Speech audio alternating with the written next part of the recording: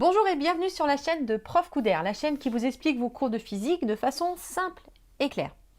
Si vous avez besoin de plus d'aide, n'hésitez pas à aller voir en description, je vous mets des liens vers des bonus. Dans cette vidéo, qui est dans la série Maths pour la physique, on va parler d'un outil mathématique qu'on va apprendre aussi à utiliser qui s'appelle le logarithme, et notamment le logarithme décimal.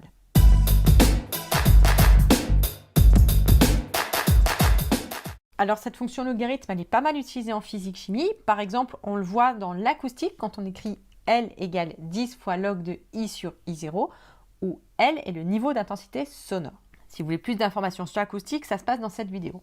Mais on la voit aussi en chimie quand on écrit par exemple pH égale moins log de concentration en H3O+, sur C0.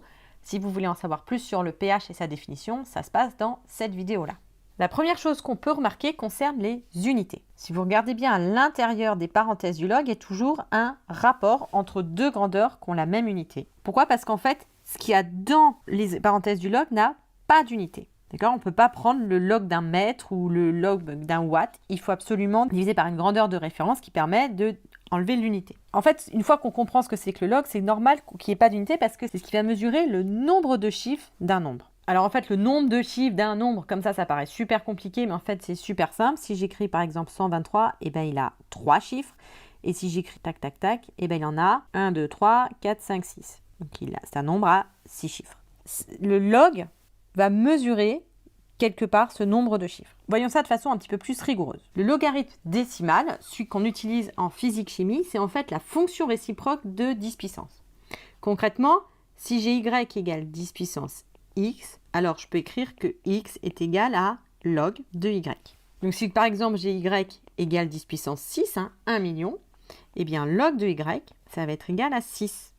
C'est bien ce qu'on avait mis, rappelez-vous, quand j'écris un nombre avec 6 chiffres, 1 million, là il y a 6 zéros, et donc on obtient bien 6. Rappelez-vous, en notation scientifique, si j'ai une grandeur physique, par exemple m, je peux écrire que c'est égal à 1,51 fois 10 puissance 4, et après on va mettre l'unité, ici ça va être des grammes. Le log de m, c'est à peu près égal à son ordre de grandeur. Alors, à peu près, si m c'est vraiment égal à 1 10 puissance 4, là c'est égal à 4, mais sinon, on va voir 4,02 ou 4,05. Mais en gros, c'est l'ordre de grandeur. Et c'est pour ça qu'on l'utilise quand on a des grandeurs qui varient beaucoup, qui par exemple varient entre 0,001 et, et 10 milliards. S'il faut écrire les chiffres, ça va être compliqué de voir qui est plus grand. Alors que là, on voit que ça varie entre 9 et moins 3. Quand on a des grandeurs qui varient beaucoup, comme par exemple le nombre de cas dans une pandémie, on va utiliser ce qu'on appelle une échelle logarithmique. On va pouvoir prendre le log des valeurs pour avoir des chiffres simples, 4, 9, moins 3, au lieu d'avoir des chiffres comme ça très compliqués à comprendre.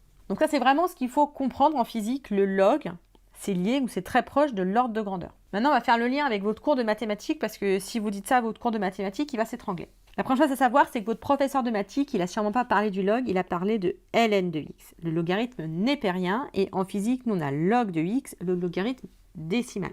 Ça marche de la même façon, sauf que ici, c'est la réciproque de 10 puissance y, et ici, c'est la réciproque de exponentielle puissance y. Autrement dit, ici, on a log de 10 égale 1, mais ici, on a ln de e égale 1. Vous voyez, c'est juste ça qui change. Tout le reste va être la même. Le logarithme népérien, c'est comme si on exprimait les nombres dans une base exponentielle. Par exemple, si on a exponentielle 6, eh bien, le logarithme de ça, c'est égal à 6. Donc, c'est son ordre de grandeur en base exponentielle. Autrement dit, c'est complètement inutile en physique. On ne décompose pas les nombres en base exponentielle, on utilise la base 10. C'est pour ça que nous, on utilise le logarithme décimal en physique. Bonne nouvelle, il y a un lien super simple entre les deux. En fait, tu peux écrire que log de x, c'est égal à ln de x sur ln de 10. Et donc ça, c'est une constante. Donc en fait, on voit que log et ln sont proportionnels. Ça veut dire que toutes les règles de calcul vont être les mêmes. Voilà, si jamais vous voulez passer de l'un à l'autre, il y a juste un coefficient à rajouter. C'est pour ça que votre prof de maths ne s'embête pas à vous expliquer les logs. Il fait que les logarithmes népériens. Petite utilité, ici j'ai gardé les notations assez anciennes qu'on voit quand même un peu partout. Logarithme népérien se marque ln et le logarithme décimal se marque log.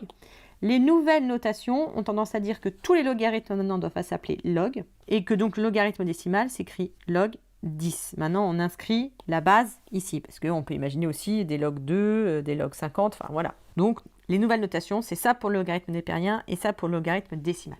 Là, on arrive au moment du cours où normalement, vous commencez à saisir ce que c'est que le log, sauf qu'en fait, dans les exercices, on ne vous demandera jamais de saisir ce que c'est, on vous demandera juste de l'utiliser.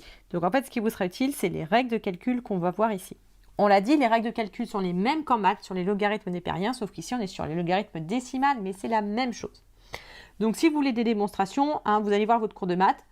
Ici, pas de démonstration, on va admettre les règles de calcul, et puis vous allez apprendre à les utiliser. Il faut se rappeler que si j'écris y égale log de x, c'est la fonction réciproque de x égale 10 puissance y. On se rappelle. Or, cette fonction 10 puissance, si j'écris 10 puissance de a plus b, et bien ça c'est égal à 10 puissance a fois 10 puissance b.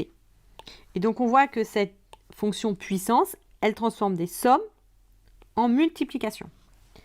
Et bien le logarithme, comme c'est la fonction réciproque, c'est à faire exactement l'inverse. Il va transformer des multiplications en sommes. Et ça, c'est hyper pratique. Parce qu'on est tous d'accord, les sommes, c'est beaucoup plus simple que les multiplications. Donc si j'ai log de a fois b, et bien ça va être égal à log de a plus log de b. Donc ça, c'est la règle sur les produits. On a aussi une règle sur les quotients. Alors si vous avez compris qu'un quotient, c'est juste un produit avec un moins à l'exposant, vous n'avez même pas besoin de l'apprendre puisque log de a sur b, eh bien, c'est égal à log de a moins log de b. Et enfin, on a la dernière règle de calcul qu'on peut apprendre, c'est log de a puissance n, par exemple. Mais ça, c'est égal à n log de a. Donc, c'est une règle sur les puissances. Ces trois règles de calcul, elles sont à savoir par cœur et à savoir utiliser. Si vous ne savez pas utiliser ça dans votre sommeil, ça va être compliqué pour vous les exercices de physique.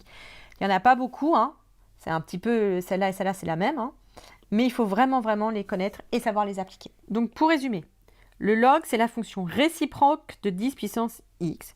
Donc, si j'ai y égale 10 puissance x, je vais avoir x égale log de y. D'accord? Donc, c'est lié à 10 puissance quelque chose.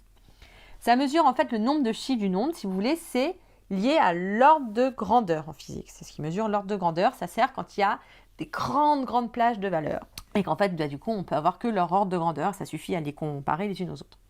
Donc, à chaque fois qu'un nombre est multiplié par 10, son log prend une valeur de plus. Il passe de 2 à 3, par exemple. Ce qu'il faut savoir vraiment par cœur, les yeux fermés, etc., c'est les règles de calcul. Il faut les connaître, savoir les utiliser. Les logarithmes transforment les produits en somme. Donc, log de a plus b donne log de a plus log de b. Log de a sur b donne log de a moins log de b. Et pareil, il a transformé les puissances en produits. Donc, log de a puissance n, c'est n fois log de a. Voilà, j'espère que cette vidéo vous a plu. N'hésitez pas à liker si c'est le cas et à poser vos questions en commentaire si quelque chose n'est pas clair pour vous. Et si vous voulez de l'aide pour travailler vos cours, n'hésitez pas à aller voir en description. Je vous offre un petit cadeau pour vous aider.